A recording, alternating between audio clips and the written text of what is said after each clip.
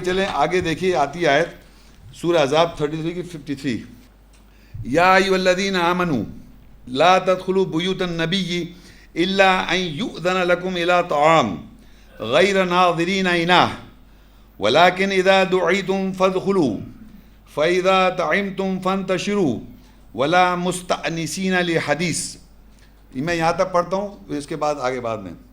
اے وہ لوگوں جو ایمان لائے، تم نبی کے گھروں میں داخل نہ ہو سوائے جب تمہارے لیے کھانے کی طرف اجازت دی گئی ہو، علاوہ اس کے پکنے کا انتظار کرنے والے ہو، اور لیکن جب تمہیں پکارا جائے، بلایا جائے، پھر داخل ہو جاؤ. پس جب تم کھا لو پھر تم منتشر ہو جاؤ، اور کسی حدیث واقعے کے لیے انسیت مانوسیت نہ دکھاؤ. ولا مستأنسین لحدیث، اور کسی حدیث کے لیے انسیت نہ دکھاؤ. اب اس آیت میں اللہ تعالیٰ فرما رہے ہیں کہ یہ ایک بیسیکلی تو آیت ہے، نبی صلی اللہ علیہ وسلم کے زمانے کی بات ہے. نبی صلی اللہ علیہ وسلم کے گھر میں داخل ہونے کے ایک آداب بتائے گئے ہیں جو سوشل، میں سمجھتا ہوں ہم سب کے لیے، ہمارے لیے گائیڈنس کیسے ہے. یہ بھی ایک حجاب ہے کہ آپ نبی کے گھر میں، یا ہم آپس میں جب مومن مرد آپس میں گھروں میں جائیں تو اس چیز کو فالو کر سکتے ہیں. دیکھیں کیا ہے کہ جب آپ جائیں تو گھروں میں داخل ہوں تو سوائے تمہارے لیے کھانے کی طرف اجازت دی گئی تو آپ پہنچیں، بلائے گئے کھانے پہ دعوت ہے. میں نے آپ لوگوں کو فرض کری، آپ نے مجھے بلا لیا، میں آپ کے گھر آ رہا ہوں کھانے کی دعوت کے لیے. اب میں وہاں پر پہلے، یعنی کھانے کا ٹائم لکھا، میں پہلے سے پہنچ جاؤں، لیکن ایسا ہے نہیں نارملی کہ پہلے سے آدمی جا کے بیٹھتا نہیں ہے. تو پہلے سے پکنے کے اس میں آپ بیٹھے رہیں، لیکن جب آپ کو بلایا جائے آپ جائیں، اور جب کھانا کھا لیں تو پھر منتشر ہو جائیں، یعنی کھانا کھا لیں تو آپ چلے جائیں. یہ منع کیا گیا. اور کسی حدیث واقعے کے لیے انسیت نہ دکھاؤ. ولا مستأنسین لحدیث، حدیث کہتے ہیں واقعہ. تو آپ ان کی بیوی سے کچھ حدیث پوچھنا، کچھ حدیث سے مت پوچھیں کہ نبی کے گھر میں جا کے آپ ان کی بیویوں سے حدیثیں پوچھیں، نہیں پوچھیں نا. صحیح ہے، ویری گڈ. کیوں آگے لکھا ہوا ہے ان ذالکم کان یؤذی النبی، بے شک وہ تمہارا ایسا کرنا یعنی حدیث واقعے کے لیے مانوسیت دکھانا نبی کو اذیت دیتا ہے. آپ جو حدیثیں پوچھ رہے ہیں نبی کو اذیت ہو رہی ہے. بھائی میں قرآن کی آیت پڑھ رہا ہوں، یہ آپ سمجھ رہے میں نے کوئی اور قرآن بنایا ہوا ہے؟ یہ وہی قرآن ہے. بے شک ان ذالکم کان یؤذی النبی، اور تمہارا یعنی بریکٹ میں حدیث واقعے کے لیے مانوسیت دکھانا، ایسا کرنا نبی کو اذیت دیتا ہے. فاستحیی منکم، پس وہ تم سے حیا شرماتا ہے، شرم کرتا ہے. نبی صلی اللہ علیہ وسلم شرم کر رہے ہیں. واللہ لا یستحی من الحق، اور اللہ نہیں شرماتا، حیا کرتا بتانے کی، اس بات کو کھول کے بتا رہا ہے کہ کیا پوزیشن ہو رہی ہے کہ آپ حدیث کے لیے جو آپ انسیت دکھا رہے ہیں اس میں نبی کو شرم آ رہی ہے، حیا آ رہی ہے، اور اللہ تعالیٰ اس کو وضاحت کر رہا ہے کہ آپ ایسا نہ کریں.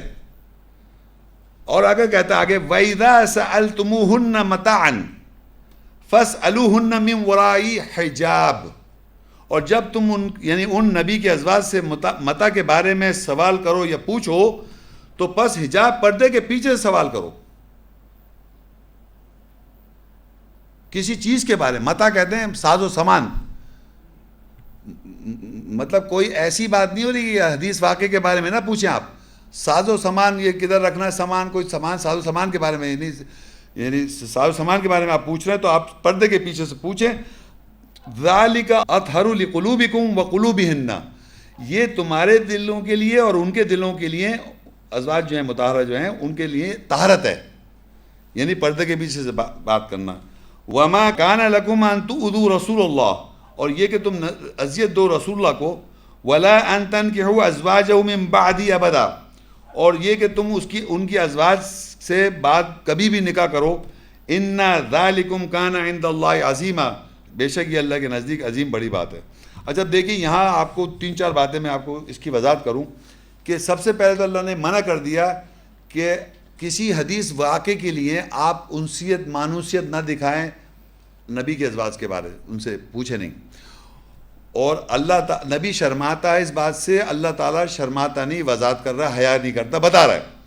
لیکن آگے بتا رہا ہے اگر تم نے سوال کرنا ہے یا کوئی چیز پوچھنی ہے، وہ بھی متاع کہتے ہیں عربی میں ساز و سامان. اگر کوئی ساز و سامان کے بارے میں آپ نے سوال کرنا ہے تو پردے کے پیچھے سے بات کریں.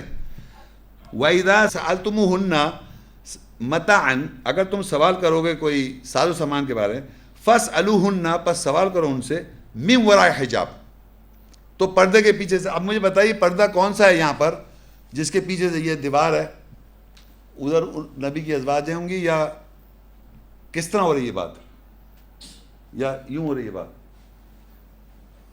بتائیں تو کس طرح بات کریں گے پردے کے پیچھے سے؟ یہ جو میں نے آپ کو پیچھے بتایا نا سارا، کیسے بات کرنی ہے، کس طرح بات کرنی ہے، کیا بات کرنی ہے، طریقہ کار بتایا میں نے آپ کو، بتایا نا بھی پیچھے. عورتوں کے اس طرح بات کریں گے آپ کہ آپ پہلی بات تو ایسی بات ہی نہیں کریں گے، یعنی کہ کوئی مانوس انسیت والی باتیں، فیلنگ ایموشن جس میں موو ہو جائیں عورت کے، اس طرح کی بات نہیں کریں. ساز و سامان کے بارے میں، فلانی چیز کہاں پر ہے، فلانی کتاب کہاں ہے، فلانا ایک دنیا میں جو ایک رہن سہن کے جو کام کی بات ہے وہ کر رہے ہیں آپ، مگر پردے کے پیچھے سے، یعنی اپنی بصارت نیچے رکھ کے، اپنے آپ کو بصارت سے نیچے رکھ کے بات کرنی ہے آپ نے. عورت کو بھی اپنی بصارت سے نیچے رکھ کے بات کرنی ہے، مرد کو بھی اپنی بصارت سے نیچے رکھ کے بات کرنی ہے. یہ میں پیچھے بھی بتاتا ہوا ہوں نا. تو وہ پردہ آ گیا سامنے. اللہ کیسے کلام کر رہا ہے؟ کوئی اللہ فزیکل پردہ ہے جس کے اللہ کہہ رہا ہے پردے کے پیچھے؟ بالکل یہی لکھا ہے عربی میں، من وراء حجاب. یہ اللہ تعالیٰ کلام کرتا ہے من وراء حجاب، پردے کے پیچھے سے. تو کوئی فزیکل پردے کے پیچھے اللہ کوئی بات کر رہا ہے؟ وہ ہمارے کو حجاب کرنا ہے، اس کے پیچھے اللہ بات کرے گا. اسی طرح ہم نے حجاب کرنا ہے. یہ یہاں پر جو حجاب آیا ہے یہ مرد کا حجاب ہے. مرد بات کر رہا ہے ان کی ازواج سے، تو اس نے ایک پردہ رکھ کے بات کرنی ہے. آپ سمجھ؟ تو اس سے وہی آگے دیکھیے جو میں بتا رہا تھا کہ آپ نے پردہ رکھا، اپنے آپ کی جو خواہشات ہیں اس کو نیچے کیا اپنی بصارت سے، اس بصارت سے اپنے آپ کو نیچے رکھا. پھر آپ نے ساز و سامان کے بارے میں ازواج نبی یا ایک دوسرے کی ہم بیویوں سے بات کر سکتے ہیں.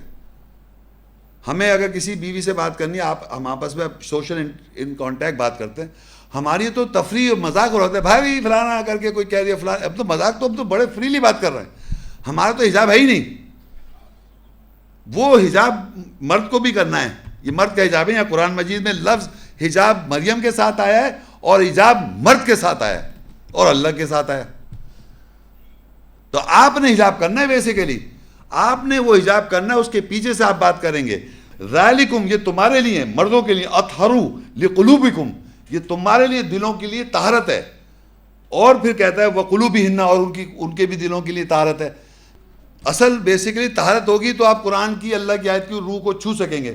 اگر قرآن کی آیتوں کی انڈرسٹینڈنگ، اس کی اسپرٹ اصل نہیں چھو رہے، اور اس طرح کی ہماری طہارت، اگر ہم حجاب ہمارا صحیح حجاب نہیں ہوگا تو طہارت بھی نہیں ہوگی. یہ اصل بتائیں جو آیت میں لکھا ہوا ہے.